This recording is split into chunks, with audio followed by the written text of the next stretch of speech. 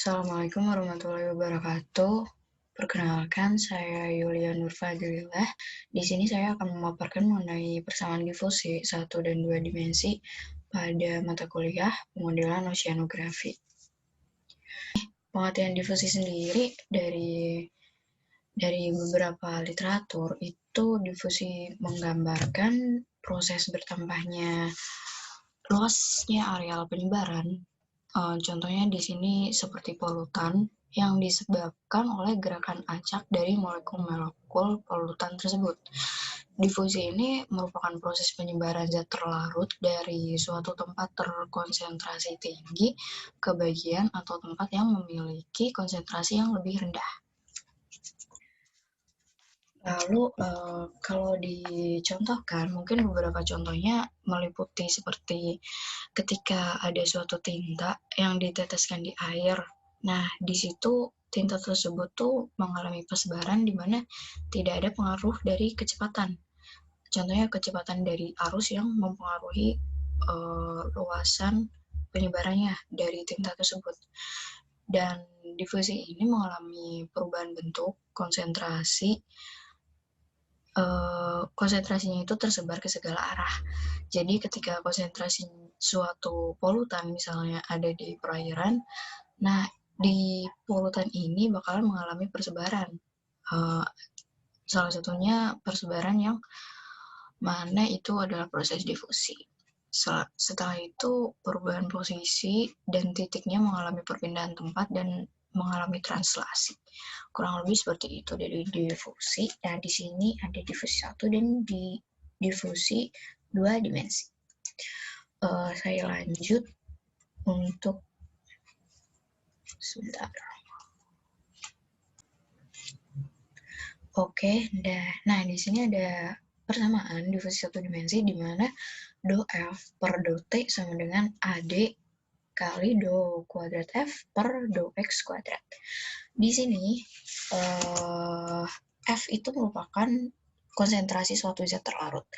Nah, di AD ini merupakan koefisien difusi itu sendiri, dan X ini menggambarkan arah sumbu horizontal. Nah, aku mau ngejelasin di sini pada difusi.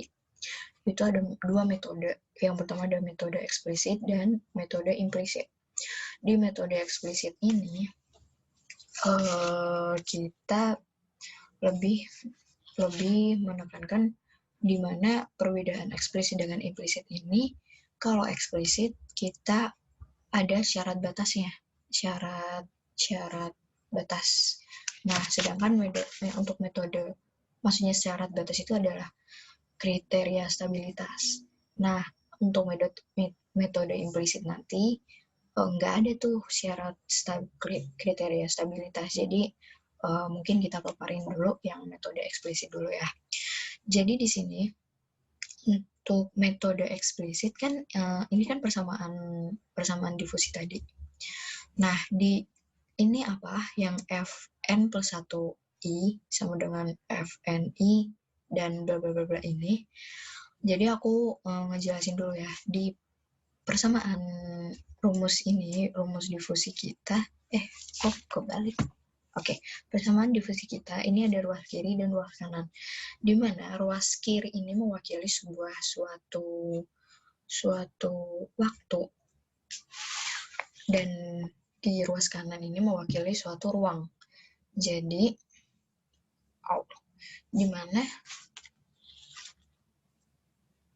di mana difusi ini ada sebuah beda maju dan beda pusat, dan ada beda mundur juga. Nah, untuk beda maju ini untuk turunan waktu, jadi biasa disebut forward time, dan beda pusat ini untuk turunan ruang, yaitu bisa disebut oleh central space.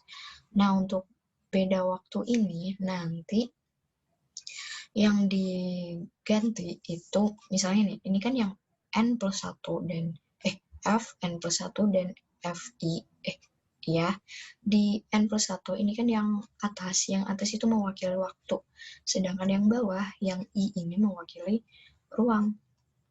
Jadi apabila ini dikatakan beda maju, nanti yang berubah adalah ada pada ruas yang atas. Jadi ditambahin tuh N+1.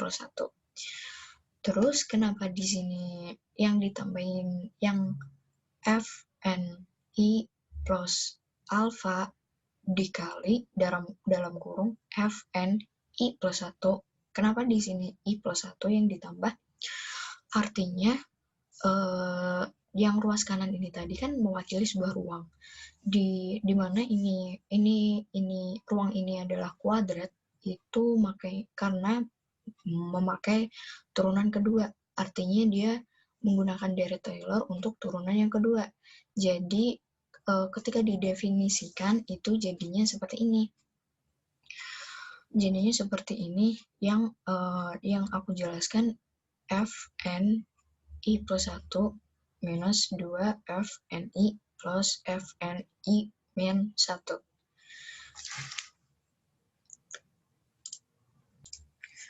Oke, kenapa bisa keluar sebuah rumus ini? Itu nanti aku paparin selanjutnya. Di sini itu kan ada alfa nih, dimana alfa ini adalah yang nanti bakalan jadi kriteria stabilitas di metode eksplisit, dimana nanti kriteria stabilitasnya pada alfa itu harus kurang dari sama dengan setengah. Coba kita next dulu.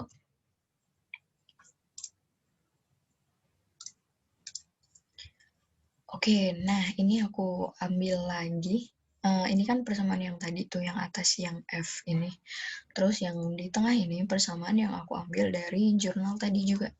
Dimana kan kalau ini kan perbedaannya kan yang atas F, yang bawah T. Cuman ini nggak terlalu berbeda. Jadi kenapa di sini yang di atas tidak ada delta T, tapi di bawah ada delta T? Karena ini kita turunin dulu. Kan yang tadi kan yang di ruas kiri kan mewakili waktu kan, sedangkan yang di ruas kanan mewakili ruang. Nah di sini kenapa ada delta T? Karena kita akan turunkan persamaan di atas tadi yang ada kuadratnya, makanya jadinya seperti ini. Ada Tn-1 I minus Tn dalam kurung I per delta T. Di sini yang sekali lagi yang dijumlah adalah ruas yang atas, karena kita anggap yang untuk beda waktu ini mewakili ruas yang atas, sedangkan beda untuk yang ruang di ruas kanan ini kita ubah pada ruas yang bawah, yang I.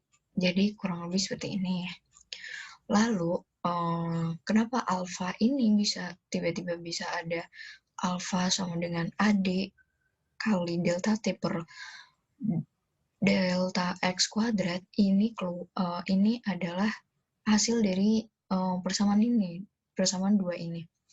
Jadi kita asumsikan aja D itu sama dengan AD kan, karena emang sejatinya tuh sama aja, cuman beda simbol aja di sini. Jadi kenapa alfa sama dengan AD kali delta T per delta X kuadrat? Karena delta T ini kan pindah ke ruas kanan, jadinya ke pembilang kan. Sedangkan delta X ini ada karena ini tuh nanti bakalan dikaliin ke delta X kuadrat, makanya jadinya keluarnya alfa sama dengan AD kali delta T per delta X kuadrat. Kurang lebih seperti itu. Jadi ingat, untuk alfa ini bakalan digunakan sebagai kriteria stabilitas, di mana pada metode eksplisit ini alfa kurang dari sama dengan setengah nilainya. Kita lanjut. Nah, di sini yang aku paparin tadi syarat batas pada metode eksplisit. Jadi kenapa di sini harus ada syarat batas? Karena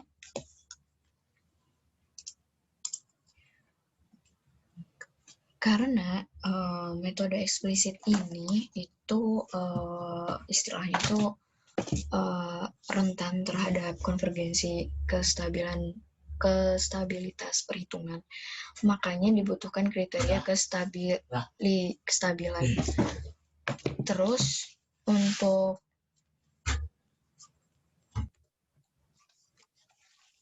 aku ulangi lagi, kenapa metode eksplisit ini butuh syarat batas? Karena metode eksplisit ini rentan terhadap konvergensi kestabilitas perhitungan. Makanya dibutuhkan kriteria kestabilan.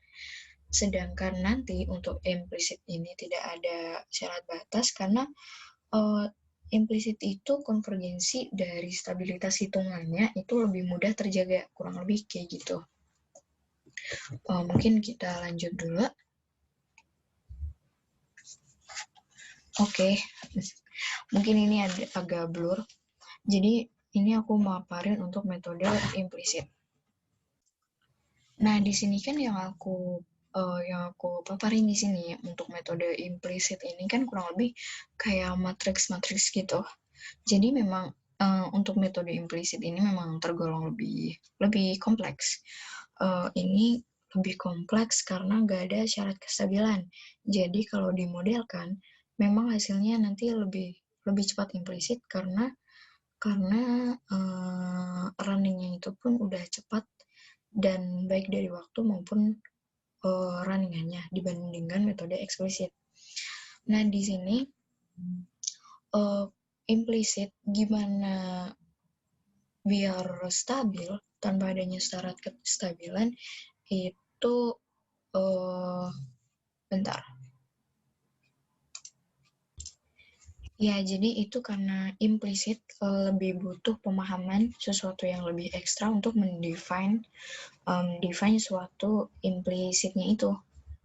Jadi kurang lebih nanti kita memang ada matriks itu karena nanti di metode eksplisit ini itu ada bagian-bagian di mana nanti bakal kita paparin juga mengenai eliminasi Gauss dan juga back substitution. Eliminasi Gauss itu nanti kita jelaskan agar bisa menghilangkan ruas bawah nih dari matriks tersebut. Dan back substitution itu sendiri jadi untuk back substitution itu sendiri itu lebih untuk ke penyulihan mundur. Jadi aku jelasin lagi, untuk metode implisit ini memang tidak ada syarat stabil, tapi pendekatannya lebih kompleks. Modifikasinya itu terkait pendekatan baik itu beda maju ataupun pusat memakai pendekatan rata-rata. Jadi baik itu langkah N+1 maupun ke N, sehingga pendekatannya itu tidak perlu lagi syarat kestabilan karena sudah dilakukan dengan pendekatan rata-rata. Jadi di implisit untuk alfa yang nilainya yang tadi AD kali delta T per 2X itu, di mana nanti memakai perhitungan pada pendekatannya. Jadi di mana pendekatannya itu memakai perhitungan rata-rata pada langkah waktu N+1 dan N. Makanya diselesaikan dengan pendekatan matriks dengan sistem bersamaan linear atau yang biasa disebut dengan SPL itu kan. Dan biasanya didefinisikannya itu di bahasa MATLAB. Nanti ada penyelesaian matriks tridiagonal. Contohnya yang aku capture ini. Ini kan matriks tridiagonal. Nah, di matriks diagonal ini nanti kita juga menggunakan eliminasi Gauss yang aku jelasin tadi untuk menghilangkan diagonal bawahnya, dan ada juga back substitution untuk penyulihan mundurnya. Baru nanti kita define nilai awal dan syarat batas. Jadi kurang lebih kayak gitu. Memang di metode implisit ini memang sedikit ribet.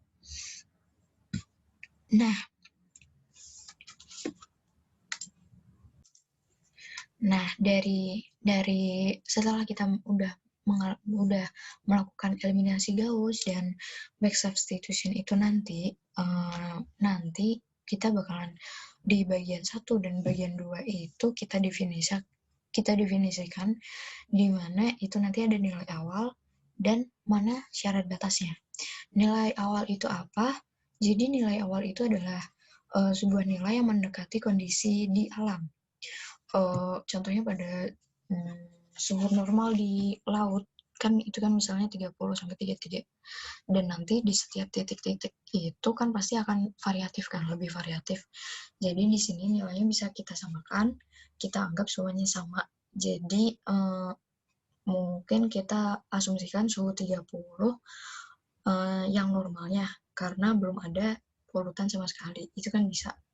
Terus untuk syarat batas ini lebih terkait pada sumber polutan yang ada di suatu kanal atau suatu laut mungkin. Nah, nanti itu kan di kanal itu kan ada hulu dan hilir. Nah, syarat batas ini bisa didefinisikan apakah di bagian hulu kita anggap alirannya tertutup atau tidak.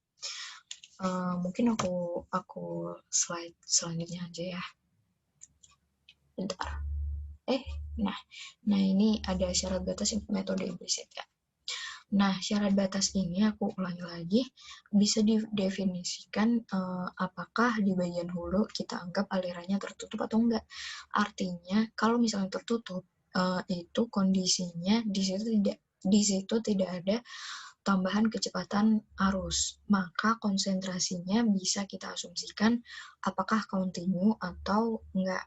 Misalnya kalau di hulu, kalau terbuka, itu nanti kan ada buangan yang konsisten. Jadi kecuali kalau hanya sekali buang. Nah, itu disebutnya tidak kontinu. Tapi kalau ada buangan yang konsisten, itu disebutnya kontinu.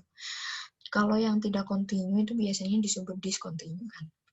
Nah, nanti kalau dibuang sesaat, titik awal ini akan mengalami pengurangan nilai karena nanti berubahnya di komponen waktu. Jadi kan kalau hanya satu kali itu kan pasti polutannya bakal menyebar dan mengalami pengurangan nilai. Terus nanti kalau di hilir itu kan berada di ruang yang ujung, nanti syaratnya ada di sini nih. Fn plus 1 I sama dengan TKR. Nah, ini ada pada di hilir. Ya, syarat batas di hilir. Nah, TKR ini apa? TKR ini merupakan konsentrasi sumber. Di mana ini kan ditulis di mana TKR adalah sumber polutan yang tidak kontinu. Jadi ini syarat batas yang akan digunakan apabila di suatu kanal tersebut itu tidak mengalami kontinu atau disebut diskontinu. Sedangkan syarat batas di hilir di mana I itu sama dengan I max atau maksimum nanti dapat dituliskan Fn plus 1 I maksimum sama dengan TKR atau Fn plus 1 I maksimum sama dengan Fn plus 1 I maksimum minus 1 ya. Oke, jadi itu tadi pemaparan mengenai difusi satu dimensi, di mana difusi satu dimensi itu bagaimana persamaannya, terus kenapa persamaannya bisa seperti itu berkaitan dengan hukum Fick tadi yang aku paparin dan dari jurnal yang aku baca tadi. Terus selain itu ada metode eksplisit, di mana metode eksplisit itu ada syarat batasnya, kriteria stabilitas di mana alfa kurang dari sama dengan setengah, dan di metode implisit itu memang lebih kompleks, di mana nanti kita melakukan pendekatan seperti matriks tridiagonal untuk ditemukan suatu rata-rata dari hasil tersebut. Terus di sini aku akan paparin untuk difusi dua dimensi. Sebenarnya untuk difusi dua dimensi ini kurang lebih hanya penambahan pada ruangnya saja. Di mana ini penambahannya itu pada dimensi Y. Di sini kan dijelaskan nih, do P atau do F mungkin sama aja dengan konsentrasi itu di suatu zat larut itu. kan tadi kan do F. Nah, tapi di sini aku nulisnya do P karena sebenarnya itu sama saja. Jadi di sini kan do P per do T sama dengan D dalam kurung do kuadrat P per do X kuadrat plus do kuadrat P per do Y kuadrat. Nah, di sini kan tadi kan untuk difusi satu dimensi kan itu kan hanya sampai di dimensi X saja kan untuk ruangnya. Untuk dua dimensi ini kita melakukan penambahan pada dimensi Y karena dua dimensi itu sendiri kan seperti ini kan. Ada X positif, X negatif, dan Y positif dan Y negatif. Ada di left, right, terus up and down. Jadi dua dimensi itu seperti itu. Nah, untuk ini kan pada P atau konsentrasi zat terlarut itu kan dalam kurung X, T sama dengan do D. Do D itu adalah dari koefisien difusi itu sendiri. Ini yang aku paparkan itu masih di yang awalnya pada satu dimensi. Nah, untuk dua dimensi gimana? Kita lanjut. Nah, ini kan awalnya kan yang tadi kan P, X, T ini kan masih satu dimensi sama dengan 1 per akar 4pi dt kali E minus X kuadrat per 4 dt. Nah, gimana kalau kita nambahin untuk dimensi Y-nya? Jadi kita tambahin aja di P-nya ini dalam kurung X, Y, T. Ini maksudnya adalah ruang terhadap waktu. T-nya itu kan waktu. Sama dengan 1 per akar 4pi dt E kali E minus dalam kurung X kuadrat plus Y kuadrat per 4 dt. Jadi perubahannya ada di situ. Kita lanjut. Oke, jadi sebenarnya memang untuk difusi 1 dan 2 dimensi ini kita harus tahu dasarnya dulu untuk lebih tahu di dimensi-dimensi yang lain. Jadi kita lebih ke difusi yang satu dimensi dulu itu seperti apa, dan syarat batas, terus metodenya seperti apa, dan lain-lain sebagainya, baru kita bisa kembangin ke dimensi yang lebih gede lagi, kita kembangin ke difusi ke dua dimensi. Jadi kesimpulannya yang bisa aku simpulkan tadi itu adalah semakin besar koefisien difusi, nanti proses difusi akan terjadi lebih cepat. Lanjutnya, semakin jauh lokasi dari sumber polutan, pengaruh polutan karena proses difusi nanti akan semakin kecil. Jadi lokasi itu berpengaruh terhadap proses difusinya. Terus apabila secara kontinu itu yang aku jelasin tadi, dimana sumber polutan itu terdapat konsistensi buangan, jadi itu bisa dikatakan kontinu. Nanti itu nilai konsentrasi pada polutan biasanya konstan dan pada tempat di mana polutan itu dibuang. Terus apabila secara diskontinu itu dari titik kanalnya, titik polutan itu hanya sekali buang gitu kan. Jadi tidak berlangsung kontinu, maka disebut diskontinu. Itu konsentrasinya nanti akan mengalami perubahan, yaitu nilainya yang akan semakin kecil. Jadi lebih untuk diskontinu itu lebih mengalami pengurangan nilai. Oke, dan ternyata ini slide terakhir. Mungkin terima kasih atas penjelasan yang telah saya paparkan di persamaan difusi 1 dan 2 dimensi ini pada mata kuliah pemodelan oceanografi. Sebelumnya saya minta maaf apabila ada salah-salah kata ataupun penjelasan yang kurang ataupun terlalu cepat dan sulit dimengerti. Saya mohon maaf. Jadi ini dimaksudkan untuk tugas kuliah saya. Semoga diharapkan di video ini teman-teman ataupun yang menonton video ini bisa bisa jelas dari penjelasan yang telah saya jelaskan. Akhir kata, wassalamualaikum warahmatullahi wabarakatuh.